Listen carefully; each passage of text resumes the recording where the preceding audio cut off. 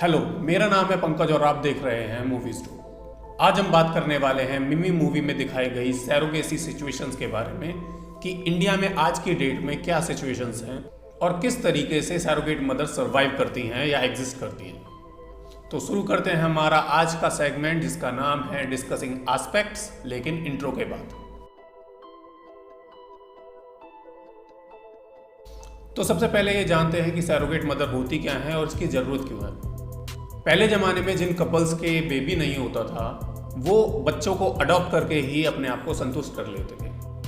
पर जैसे जैसे साइंस आगे बढ़ी हमने न्यू टेक्नोलॉजीज डेवलप की और उन्हीं में से एक टेक्नोलॉजी है आज की डेट में आर्ट असिस्टेड रिप्रोडक्टिव टेक्निक। इन्हीं टेक्निक की हेल्प से सैरोगेसी की जाती है। सैरोगेसी में एक अडल्ट लड़की या वुमेन को चुना जाता है, of course with her consent, कि वो सैरोगेट करे, मतलब कि अपने वॉर्म के अंदर उनका बेबी पाले और बर्थ देने के बाद वो बेबी उन्हें दे दिया जाए। अब ये काम दो तरीके से होता है, एक कमर्शियली और एक अल्ट्रुइस्टिक वे में। मतलब कि या तो कोई पैसों के लिए करे, जैसे कि मिमी मूवी के अंदर दिखाया गया है कि मिमी पैसों के लिए 20 लाख रुपयों के लिए सैरोगेसी करती है, या फिर ये अल्ट्रुइस्टिक वे में किया जा सकता है, मतलब कि दया भाव में, बिना किसी पैसे के, बिना किसी लोभ के। हालांकि दोनों ही केसेस में सैरोगेट मदर की जिम्मेदारी लीगल पेरेंट्स की होती है, ताकि कोई भी ये इल्जाम ना लगा सके कि बेबी के देखभाल में किसी तरह की कमी रह गई। अब सबसे पहला क्वेश्चन ये आता है, क्या सैरोगेसी लीगल है? तो सैरोगेसी को लेकर अलग अलग नेशंस के अलग अलग व्यूज हैं। कुछ नेशंस सैरोगेसी को बिल्कुल भी सपोर्ट नहीं करते, कुछ नेशंस सैरोगेसी को कमर्शियली सपोर्ट नहीं करते जैसे कि ब्रिटेन, और कुछ नेशंस सैरोगेसी को कमर्शियली भी सपोर्ट करते हैं जैसे कि इंडिया।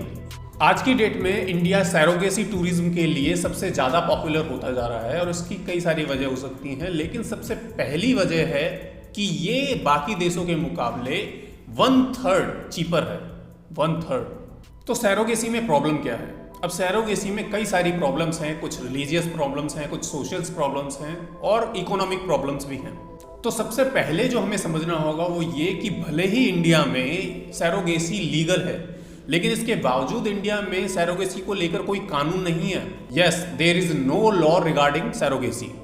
सैरोगेसी पूरी तरीके से एग्रीमेंट्स के बेसिस पर चलती है, इसलिए एग्रीमेंट को अच्छे से पढ़ा जाना बहुत ज़्यादा जरूरी है। टाइम लेकर, जितना टाइम लेकर हो सके उतना ज़्यादा पढ़ा जाना जरूरी है। दूसरी प्रॉब्लम है इकोनॉमिक प्रॉब्लम की। अब सैरोगेसी को भले ही कितना भी एक महान काम बताया जाए, लेकिन इसके बावजूद सैरोगेसी करने का नंबर 1 रीज़न होता है पैसा। और इस पैसे की वजह से कई बार कई ऐसे केसेस हो जाते हैं जिनमें सैरोगेट मदर्स ब्लैकमेल करने लगती है या कुछ और चीज़ें करने लगती है, जिसकी वजह से कपल को प्रॉब्लम हो जाती है। अब क्योंकि इसके रिगार्डिंग कोई लॉ तो है नहीं, तो फिर कपल को कई सारी प्रॉब्लम्स का सामना करना पड़ता है।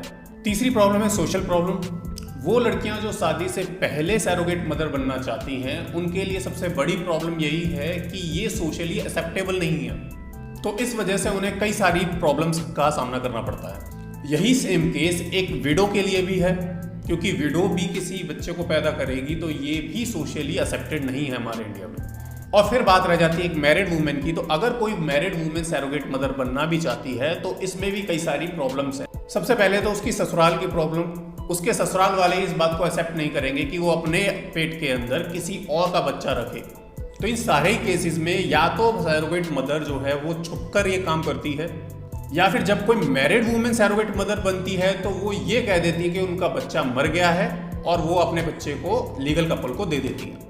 इसके बाद कई सारे केसेस ऐसे भी आते हैं जहां पर लीगल पेरेंट्स ही बच्चे को अडॉप्ट करने से मना कर देते हैं, जैसा कि मिमी मूवी के अंदर हुआ था। और एक रीज़न तो इसी मूवी के अंदर दिखा दिया कि बेबी का टेस्ट करा लेते हैं, और अगर टेस्ट में किसी तरह की प्रॉब्लम होती है, बेबी में किसी तरह की प्रॉब्लम होती है, डिफॉर्मिटी होती है, तो वो बेबी को एक्सेप्ट करने से मना कर देते हैं। इसके अलावा भी कई सारी प्रॉब्लम्स होती हैं, जैसे कि बेबी अगर फीमेल हुई तो पेरेंट्स उसे एक्सेप्ट करने से मना कर देते हैं अगर उन्हें फीमेल बेबी नहीं चाहिए तो। इन दोनों ही सिनेरियोज में सैरोगेट मदर अकेली रह जाती है, फिर उसी का डिसीजन होता है कि वो उस बेबी को बर्थ दे या अबॉर्ट करे। और मोस्ट ऑफ द केसेस में, या हम कहें 90% या 95% केसेस में बेबी को अबॉर्ट ही कर दिया जाता है। पर इस सब के बावजूद अगर सब कुछ अच्छा हुआ और बेबी को लीगल पेरेंट्स ने अडॉप्ट भी कर लिया, एक्सेप्ट भी कर लिया, तो भी इसमें एक प्रॉब्लम है जिसे हम एथिकल प्रॉब्लम कह सकते हैं। और ये एथिकल प्रॉब्लम है कि अगर हम किसी न्यूबॉर्न बेबी को अपनी नेचुरल मदर से अलग कर देते हैं तो उनके बीच का जो नेचुरल सा बॉन्ड होता है वो टूट जाता है और इसकी वजह से उसकी परवरिश में एक इंटरफेरेंस आ जाती है। और क्योंकि ये नेचुरल सा बॉन्ड टूट जाता है तो इस वजह से बेबी को कई सारी प्रॉब्लम्स हो सकती हैं। और दूसरा एथिकल पॉइंट ये है कि क्या किसी भी बेबी को उसकी मदर से अलग करना सही है? इस सब में क्या सही है क्या गलत है इस बारे में डिसाइड करेगी सोसाइटी, मतलब कि आप लोग। तो आप ही फैसला कीजिए क्या होना चाहिए क्या नहीं होना चाहिए, क्योंकि इसके रिगार्डिंग कोई लॉ तो है नहीं। आज के सेगमेंट में बस इतना ही। वीडियो अगर पसंद आई हो तो लाइक करें, अपने दोस्तों को शेयर करें और चैनल को सब्सक्राइब करें। साथ ही साथ आपने अगर मिमी मूवी नहीं देखी तो लिंक डिस्क्रिप्शन में है, प्लीज जाकर चेकआउट कीजिए। तब तक के लिए लेते हैं हम विदा, बाय।